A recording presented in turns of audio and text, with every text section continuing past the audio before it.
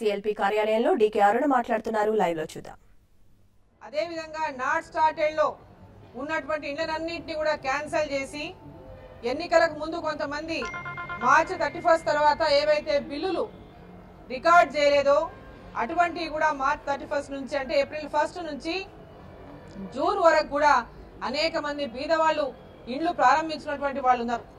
మరి వాళ్ళకు కూడా ఈరోజు నాట్ స్టార్టెడ్ లో ఉండడం వల్ల వాటిని క్యాన్సిల్ చేయడం వల్ల బిల్లులు రాకుండా తీవ్రమైనటువంటి ఇబ్బంది ఎదుర్కొంటున్న నేపథ్యంలో మరి అటువంటి వారిని గుర్తించి మరి ఎక్కడైతే ఒక బెడ్రూమ్ కట్టుకున్నారో గతంలో కాంగ్రెస్ ప్రభుత్వం హయాంలో మరి ముఖ్యమంత్రి గారు ఆ రోజు ఏదైతే అన్నారో ఒక బెడ్రూమ్ లో ఏముంటారు వాళ్ళ ఇంట్లో గొర్రెనో బర్రెనో ఏదైనా ఉంటే కట్టుకోవాలి కూడా సరిపోదు, బయట చిన్న ఇది లేదనేటటువంటి మాట వాళ్ళు ఏదైతే చెప్పారో ఆ రోజు మరి ఈ రోజు ఆ ఒక బెడ్రూమ్ ఉన్న ఇంటికి ఇంకొక బెడ్రూమ్ ఇవ్వడానికి ఇంకొక బెడ్రూమ్ ని శాంక్షన్ చేస్తూ వారికందరికి కూడా మరి కొత్తగా ఈ గృహ నిర్మాణ పథకంలో శాంక్షన్ ఇవ్వాలని చెప్పి కూడా ఈ సందర్భంగా కోరుతా ఉన్నాం.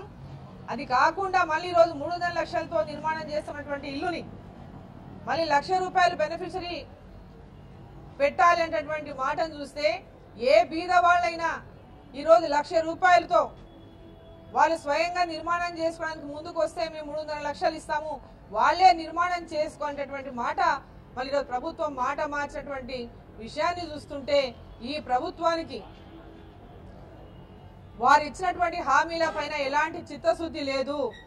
ఈ పథకాన్ని ఇంకా 10 లక్షల ఇండ్లు ఈ సంవత్సరం నిర్మాణం చేస్తామనేటటువంటి మాట పత్రికల్లో మంత్రి గారు చేసినటువంటి సమీక్షలో ఈరోజు పత్రికల్లో వచ్చినటువంటి విషయం. మరి ఈరోజు ఈ సంవత్సరం 10 లక్షలు అంటే మార్చితో ఇంకా 2 నెలలే మిగిలింది, జనవరి నెల వచ్చేసింది. మరి మార్చి లోపల ఎన్నింటి నిర్మాణం చేస్తారు వీళ్ళు? మరి ₹1,00,000 కట్టడానికి ఏ బీదవాళ్ళు ముందుకు వస్తారు? మరి బీదవాళ్ల కోసం ఆ ఇల్లు బీదవాళ్లకు ₹1,00,000 బీదవాళ్ల దగ్గర ఉన్నప్పుడైతే ఉంటే మరి ఈ రోజు వాళ్ళకి బీదవాళ్ల కింద ఏ విధంగా మీరు ₹300 లక్షల